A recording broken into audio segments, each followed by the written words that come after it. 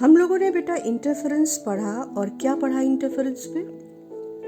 जब दो waves different path travel करके किसी एक पॉइंट पर मिलती हैं तो वो इंटरफेयर करती हैं, सुपर इम्पोज करती हैं, और depending upon their path difference they interfere constructively और डिस्ट्रक्टिवली।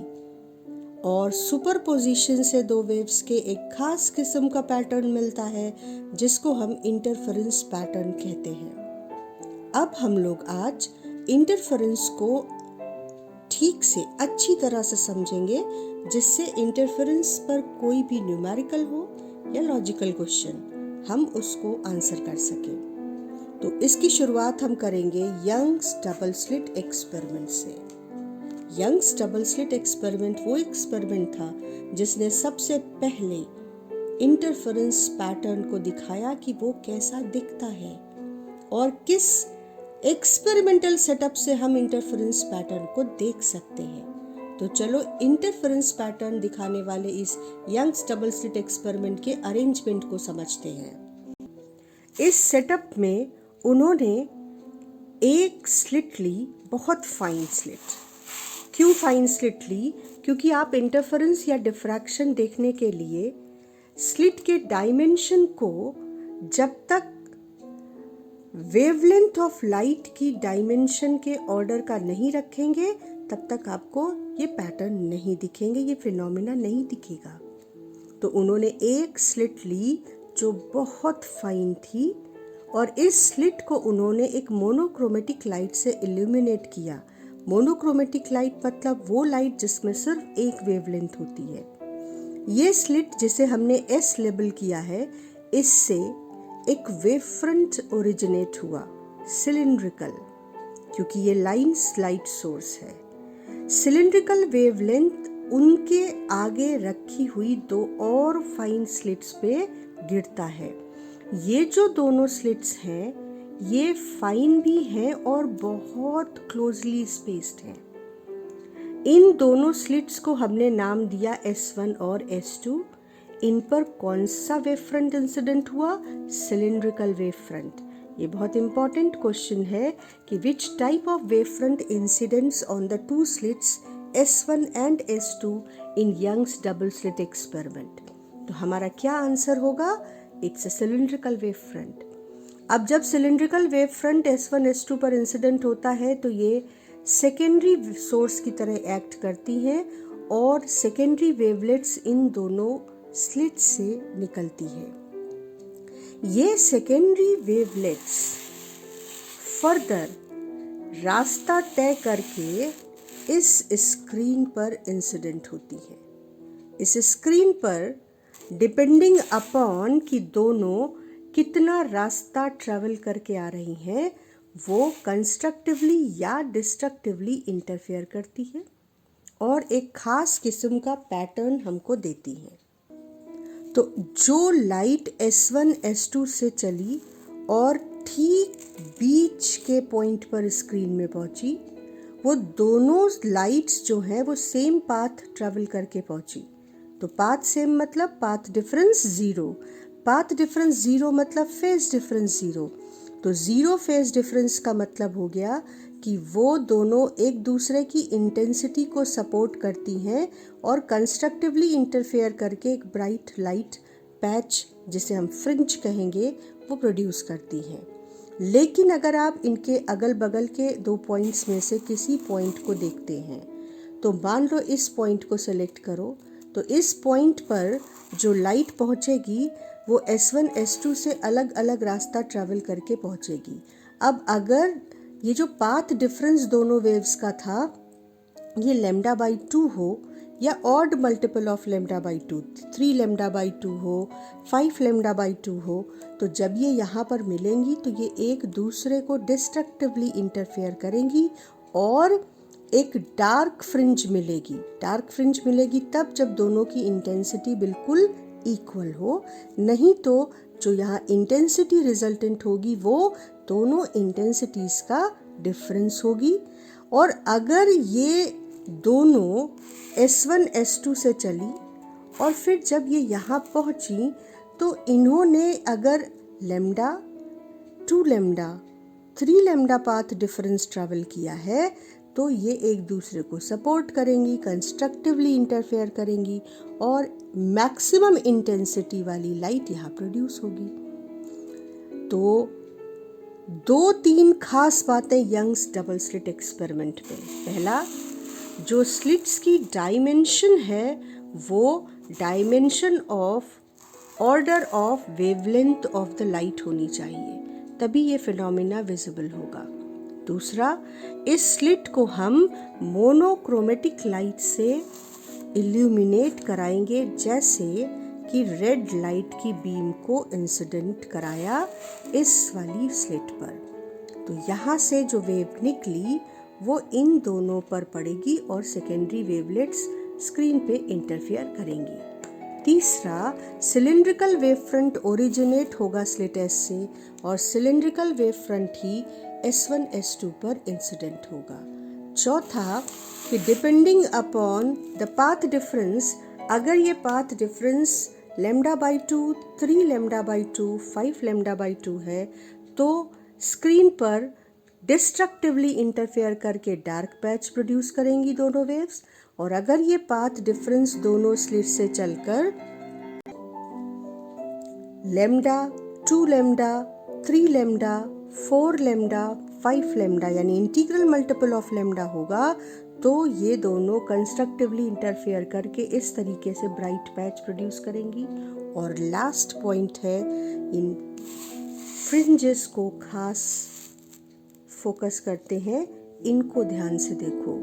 ये जो फ्रिंजेस होंगी ये इक्वल विड्थ की भी हैं और लगभग सेम इंटेंसिटी की भी होंगी, जबकि ऊपर जो पैटर्न तुमको दिख रहा है ये डिफ्रैक्शन पैटर्न है जिसके बारे में हम बाद में बात करेंगे। तो एक बार हम इस पूरे एक्सपेरिमेंटल सेटअप के लेआउट को ऑब्जर्व करेंगे जिससे हमको याद हो जाए कि यंग्स डबल स्लिट एक्सपेरिमेंट में कैसे पूरा एक्सपेरिमेंट कंडक्ट कराया जाता है और क्या रिजल्ट मिलता है। और ये है ग्रीन कलर की मोनोक्रोमेटिक लाइट को यूज़ करके इंटरफेरेंस पैटर्न की इक्वल थिकनेस की ब्राइट और डार्क फ्रिंजेस। जो भी हमने समझा उसको हम नोट्स के फॉर्म में कैसे लिखेंगे वो आप बहुत ध्यान से ऑब्जर्व करोगे और फिर नोट करोगे। तो पॉइंट्स नोट करेंगे। पहला पॉइंट, मोनोक्रोमेटिक लाइट यूज होती है। दूसरा point, cylindrical wave front originate होता है और S1 S2 पे इंसिडेंट होता है।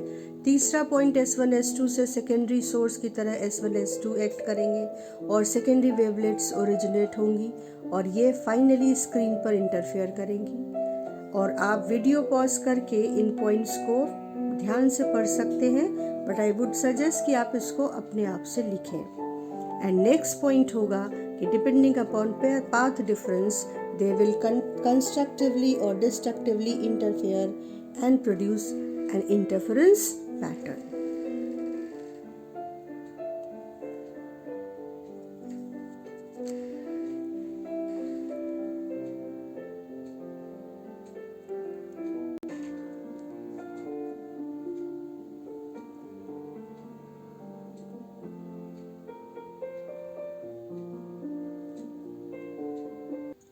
अब ये पैटर्न कैसा दिखेगा देखो। ये है आपका पेपर पे यंग्स डबल स्लिट एक्सपेरिमेंट का सेटअप। एस से S1 S2 इल्यूमिनेट हुए, S1 S2 से वेव्स निकली, तो जब वो स्क्रीन के सेंटर पे मिलेंगी आकर तो तुम देखो कि S1 से और S2 से जो वेव्स चलेंगी वो इक्वल पाथ ट्रैवल करके सेंटर पे मिलेंगी।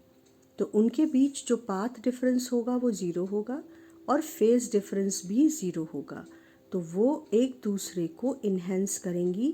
यहाँ पर जो इंटेंसिटी मिलेगी वो उन दोनों की इंटेंसिटी का सम होगा और मैक्सिमम इंटेंसिटी मिलेगी, कंस्ट्रक्टिव इंटरफेरेंस होगा, ब्राइट फ्रिंज मिलेगी। लेकिन इसके दोनों तरफ जो पॉइंट्स हैं वहाँ पे S1 छोटा रास्ता ट्रैवल करके पहुँचेगा और S2 वेव बड़ा रास्ता ट्रैवल करके पहुँचेगी। तो पाथ डिफरेंस प्रोड्यूस हो गया। पाथ डिफरेंस प्रोड्यूस हो गया तो फेज डिफरेंस आ गया। अब अगर ये पाथ डिफरेंस जो कि ऐसा होगा लेमडा बाई 2 है तो यहाँ पे जो दोनों वेव्स हैं वो डिस्ट्रक्टिवली इंटरफेयर करेंगी, एक डार्क पैच मिलेगा और सबसे छोटा lambda by 2 he path difference है जो मिनिमा प्रोड्यूस करेगा। मिनिमा मतलब डार्क पैच, मतलब जहाँ पे इंटेंसिटीज एक दूसरे को अपोज कर रही हैं और जो इंटेंसिटी रिजल्टेंट है वो दोनों इंटेंसिटीज का डिफरेंस है। अगर दोनों वेव्स की इंटेंसिटी इक्वल हो तो एक्चुअली दोनों एक दूसरे को बिल्कुल कैंसिल कर देती हैं और यहाँ पे बिल्कुल डार्क पैच मिलता है। तो इसे हम बोलते हैं फर्स्ट मिनिमा। बीच में जो मिला ब्राइट पैच उसको हमने कहा सेंट्रल मैक्सिमा। ये टर्म न्यूमेरिकल्स के लिए बहुत इम्पॉर्टेंट है जानना। और इन दोनों के सेंट्रल मैक्सिमा के दोनों साइड में जहाँ पाथ डिफरेंस कितना है, सिर्फ लेमडा बाई 2, वहाँ पर डिस्ट्रक्टिव इंटरफेरेंस हुआ और पहला मिनिमा यानी पहला डार्क पैच मिलेगा, इधर भी और इधर भी। इस डार्क पैच के ठीक दोनों साइड में यहाँ पर जब S1 से वेव पहुँची और S2 से वेव पहुँची तो पाथ डिफरेंस था लेमडा और इन दोनों पॉइंट्स पर कंस्ट्रक्टिव इंटरफेरेंस होगा और ब्राइट पैच मिलेगा।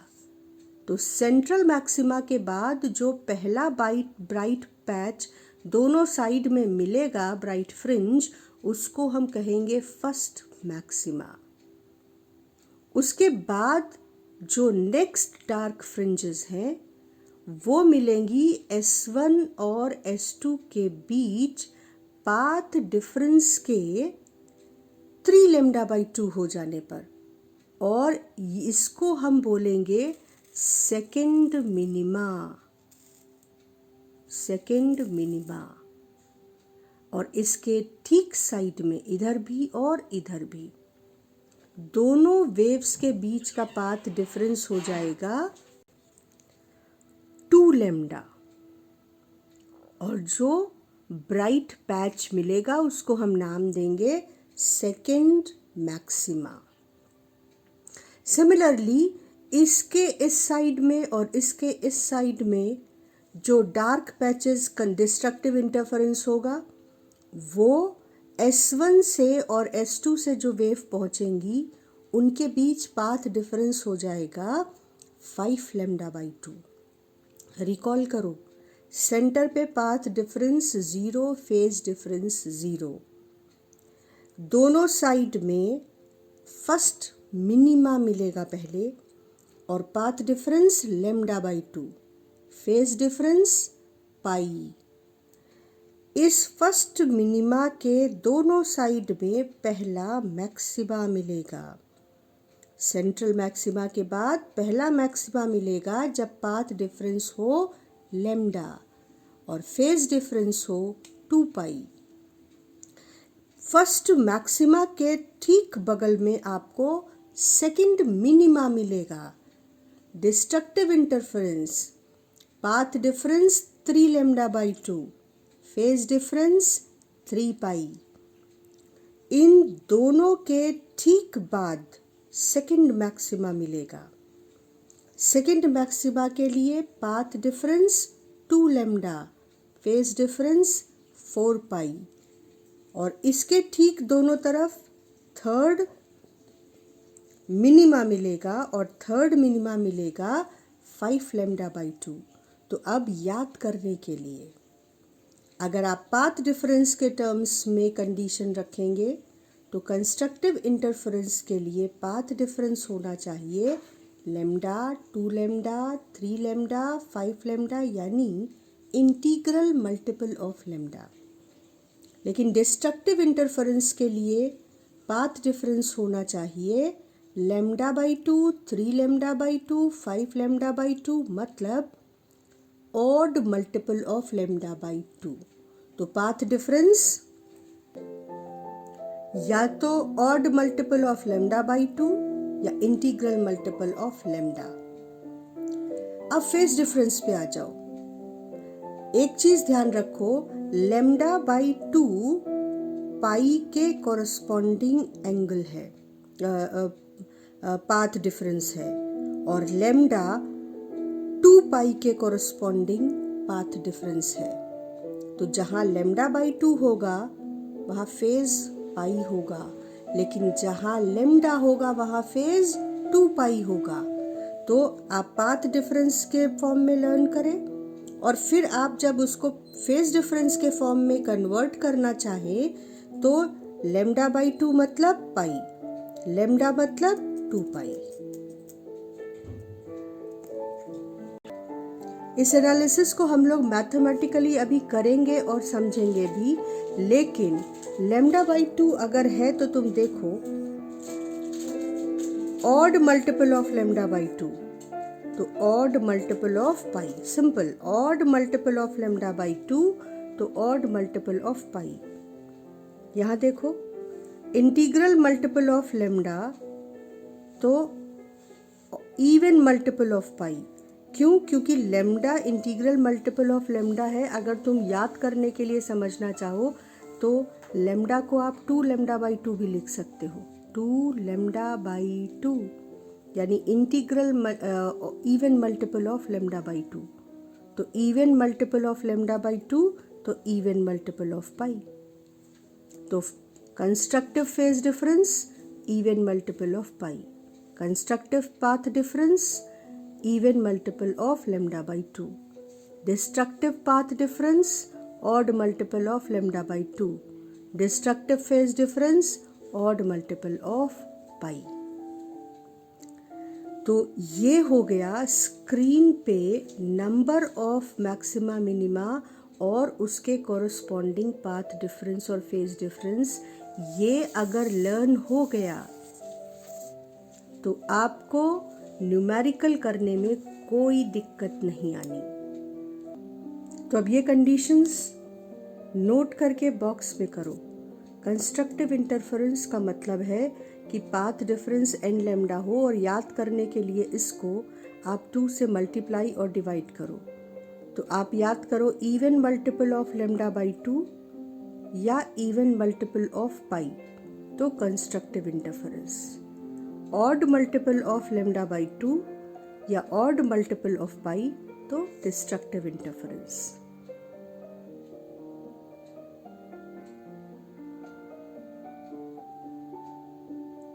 इंटीग्रल मल्टीपल ऑफ लेम्डा या even multiple of lambda by 2 एक ही बात है।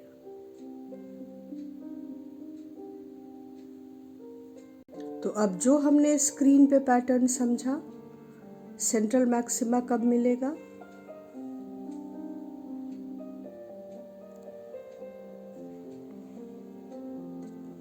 फर्स्ट मिनिमा कब मिलेगा,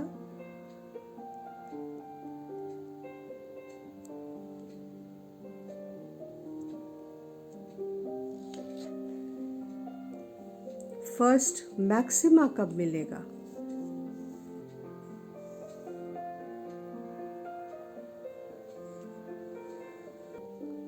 सेकंड मिनिमा कब मिलेगा,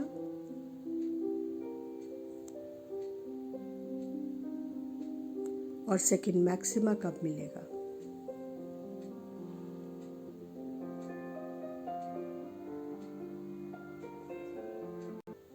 तो न्यूमेरिकल्स के लिए ये जानना ज़रूरी है कि इस स्क्रीन पर किस जगह कौन सा मैक्सिमा या मिनिमा बनता है, लेकिन ये जो mathematical analysis of Young's double slit experiment हम लोग करने जा रहे हैं, ये बहुत इम्पॉर्टेंट डेरिवेशन फ्रिंज विड्थ को हमें समझाने जा रही है।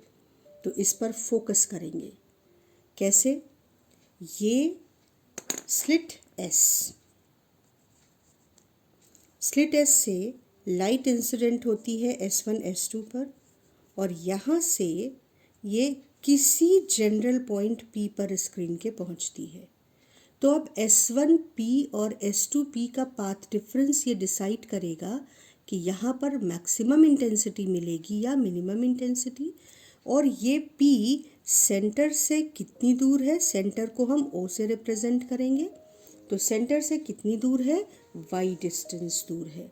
तो Y है position of this maxima or minima on the screen. तो y हम क्या कहेंगे? Position of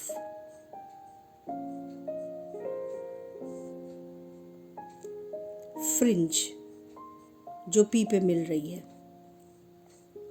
ठीक, तो अब हमको पता करना है कि इस y पर पाथ डिफरेंस के हिसाब से कौन सा फ्रिंज मिलेगा, मैक्सिमा मिलेगा या मिनिमा मिलेगा, और कौन से नंबर का मैक्सिमा या मिनिमा मिलेगा।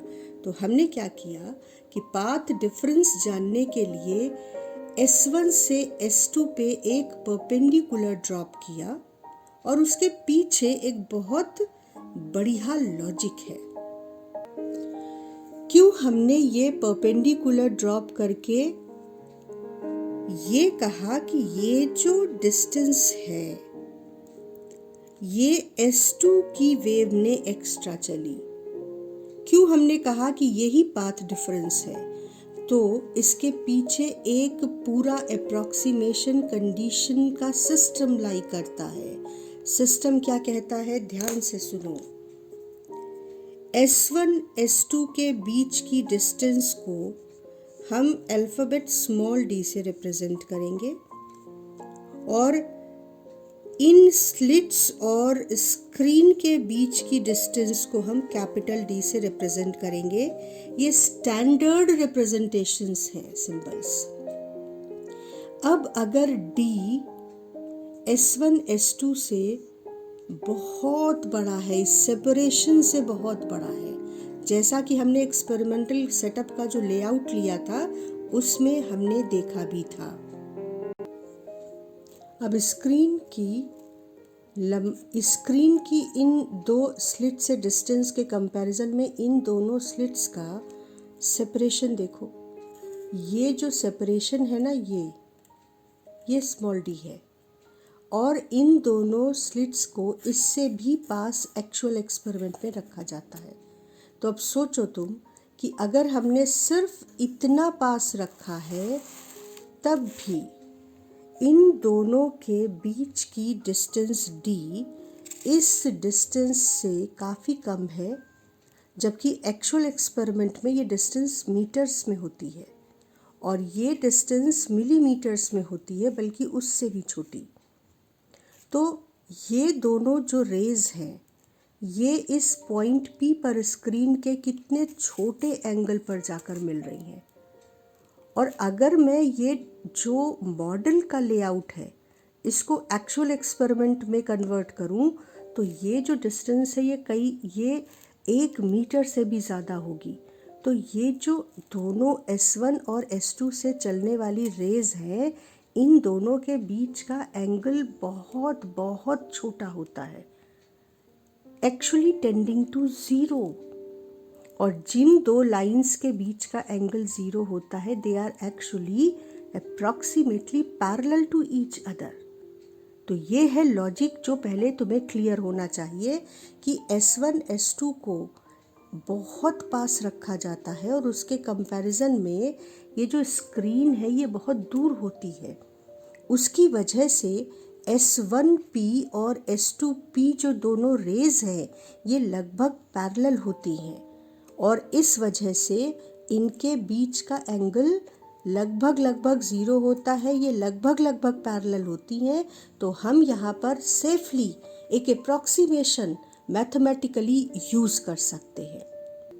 तो क्योंकि हम यहाँ जियोमेट्री यूज़ करेंगे तो हम इसे उतना छोटा नहीं बना सकते, लेकिन आप बैक ऑफ माइंड बराबर रखिए कि ये जो एंगल है ये अप्रॉक्सीमेटली टेंडिंग टू 0 है और S1P और S2P अप्रॉक्सीमेटली पैरेलल है।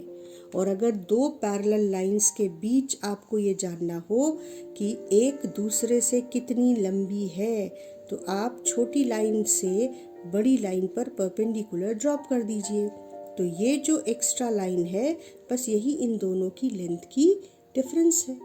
तो सेम लॉजिक यहाँ पर यूज़ किया हमने और छोटी लाइन से बड़ी लाइन पर एक परपेंडिकुलर ड्रॉप कर दिया।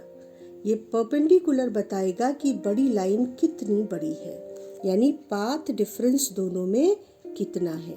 अब अप्रॉक्सीमेशन यूज़ करने के लिए हमने क्या कहा कि दोनों स्लिट्स के बीच का डिस्टेंस d, स्लिट और स्क्रीन के बीच डिफरेंस जो सेपरेशन है उससे बहुत बहुत छोटा होता है, और तब ये जो एंगल है ये अप्रॉक्सीमेटली 0 टेंड करता है। अब आ जाते हैं हम लोग ज्योमेट्री पर, जो यहाँ यूज़ करके हम इस लेंथ को, इसको हम कह देते हैं n। तो ये जो लेंथ है इसको हम कैसे कैलकुलेट करते हैं, तो देखो हम यहाँ पर S1P और S2P के साथ सेंटर से भी P को ज्वाइन कर देते हैं। ये एंगल इतना छोटा है कि S1P, ये जो सेंटर है इसको हम कोई नाम दे देते हैं O डैश, ये O है, ये O डैश, तो S1P, O डैश P और S2P ये तीनों आपस में लगभग पैरेलल है। अब ये एंगल मान लो थीटा है, तो तीनों लाइंस के पैरेलल होने पर ये एंगल भी थीटा हो जाएगा और ये एंगल भी थीटा हो जाएगा। तो हम क्या कहेंगे कि angular position of this fringe from the centre is theta, और स्क्रीन पर सेपरेशन सेंटर से इस पॉइंट की या डिस्टेंस के फॉर्म में इसकी पोजीशन है y। अब ये अगर थीटा है तो देखो ये लाइन 90 है, ये थीटा, ये जो ब्लैक पार्ट है, ये ब्लैक एंगल है, ये थीटा, तो ये 90 माइनस थीटा। ठीक, अब ये परपेंडिकुलर है, अभी हमने बात की कि ये परपेंडिकुलर है, तो ये 90, ये 90 माइनस थीटा, तो ये जो एंगल आया ये हो गया थीटा। अब अगर ये एंगल थीटा है और ये वाली साइड D है, तो जो ये लाइन है S2N, ये क्या हो जाएगी D साइन थीटा, क्योंकि ये हाइपोटेनस है। तो perpendicular upon hypotenuse is sine theta. तो ये जो S2N है, अगर ये कंडीशन होल्ड करती है तो ये जो S2N है यही है हमारा पाथ डिफरेंस।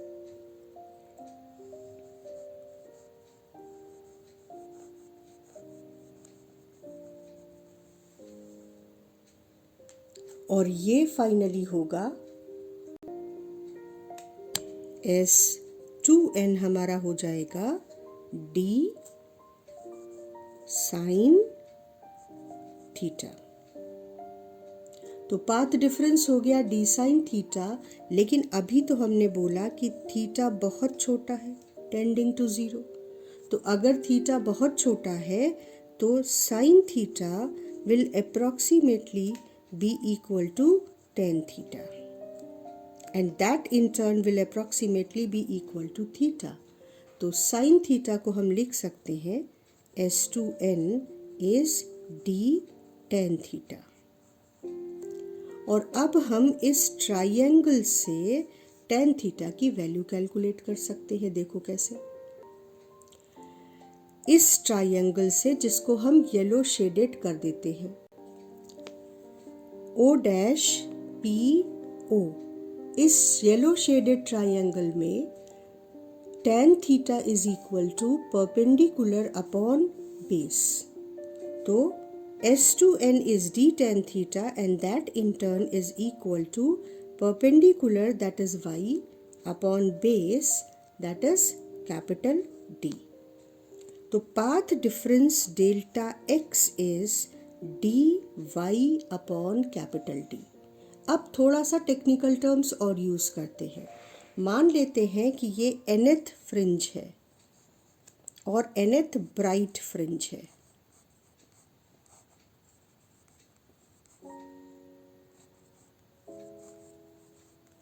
अगर ये nth ब्राइट फ्रिंज है तो हम y को लिख देंगे yn, और यहाँ पर जो पाथ डिफरेंस है उसको हम लिख देंगे, पाथ डिफरेंस को लिख देंगे xn।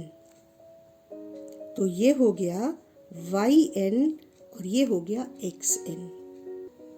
अब फॉर nth ब्राइट फ्रिंज,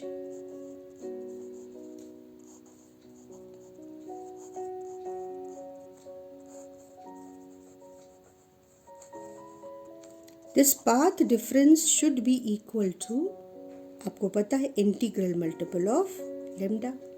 तो ये वैल्यू उठाकर यहाँ रख दी। n lambda should be equal to dy(n) upon capital D। अब इसको हम यहाँ पर कंटिन्यू करते हैं इस डेरिवेशन को। n lambda is dy(n) upon D. So position of nth bright fringe is n d lambda upon D। इसको इस फॉर्मेट में लिखते हैं n d lambda upon D। तो अगर nth ब्राइट फ्रिंज की पोजीशन ये है तो n plus first bright fringe की पोजीशन होगी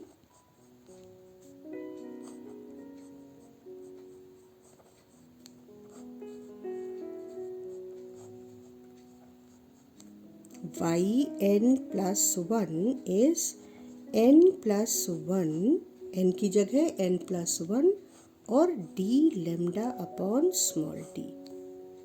तो डिस्टेंस और सेपरेशन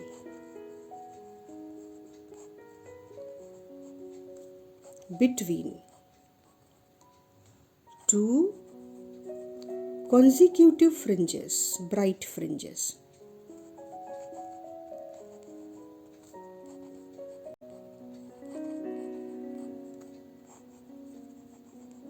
यानी n प्लस वनथ फ्रिंज और nth फ्रिंज के बीच जो सेपरेशन है वो कितना हो जाएगा, n प्लस वनथ फ्रिंज की पोजीशन माइनस nth फ्रिंज की पोजीशन, और ये हो जाएगा n plus 1 d lambda upon d minus n d lambda upon d। तो ऑब्वियसली ये जो सेपरेशन है ये आ जाएगा d lambda अपॉन d, और ये जो सेपरेशन है ये है क्या, देखो दो ब्राइट फ्रिंजेस है। आप दो ब्राइट फ्रिंजेस स्क्रीन पर कंसीडर करो, फ्रिंज ये एक और ये दूसरी। इन दोनों के बीच का सेपरेशन, ये फ्रिंज नंबर 1 और ये दूसरी फ्रिंज, कॉन्जिक्यूटिव फ्रिंज के बीच का जो सेपरेशन है वो डार्क फ्रिंज की असल में विड्थ ही तो है, और जो दो डार्क कॉन्जिक्यूटिव फ्रिंजेस के बीच का सेपरेशन होगा वो ब्राइट फ्रिंज की विड्थ होगी। तो एक्चुअली हमने क्या किया कि हमने जो सेंटर पार्ट था ये और ये, हमने कहा कि दो ब्राइट फ्रिंजेस के बीच का सेपरेशन फ्रिंज विड्थ है, और इंटरफेरेंस में फ्रिंजेस इक्वल विड्थ की होती है।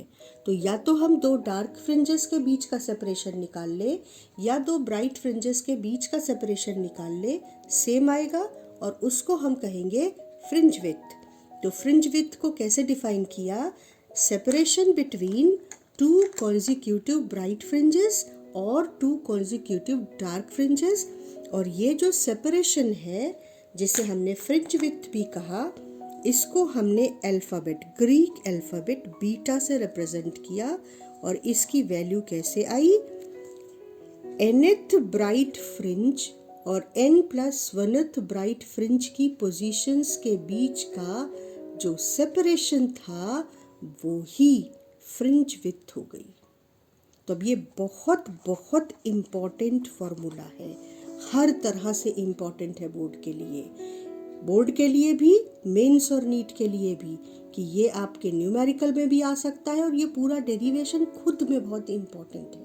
तो इसको वीडियो पॉज करके आपको ढंग से पढ़ के और खुद को एक्सप्लेन करते हुए लिखना चाहिए।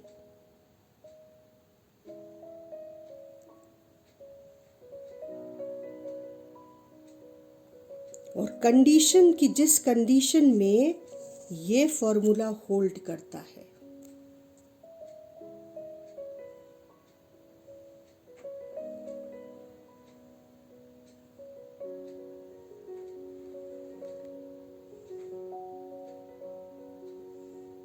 और यहाँ पर हम एक छोटा सा बारीक सा पॉइंट और रखेंगे। डी तो कैपिटल डी से छोटा है ही, थीटा टेंडिंग टू 0 था, बहुत कम था, तब ये अप्रोक्सीमेशन लगा था। तो अगर हम स्क्रीन पे बहुत एक्सट्रीम में दूर जाएंगे तो फिर ये थीटा बहुत छोटा नहीं रह जाएगा, तो ये थीटा भी तो छोटा होना चाहिए। Theta should be very very small, यानी हम स्क्रीन के बहुत छोटे से पोर्शन को कंसीडर कर रहे हैं, तो theta should be very very small. ये दो कंडीशंस हैं जिन पर ये फॉर्मूला होल्ड करता है। स्मॉल डी कैपिटल डी से बहुत बड़ा होगा और ये थीटा बहुत छोटा होगा, यानी हम स्क्रीन के एक बहुत छोटे से हिस्से में केवल ऑब्जर्वेशन रखेंगे, तो फ्रिंज विड्थ का ये formula capital D lambda upon D ये होल्ड करेगा। नेक्स्ट क्लास में हम इस फॉर्मूले पर बेस्ड बहुत इम्पॉर्टेंट डिस्कशंस करेंगे, क्योंकि ये बहुत इम्पॉर्टेंट पार्ट है इंटरफेरेंस का, जिससे बहुत सारे सवाल बनते हैं।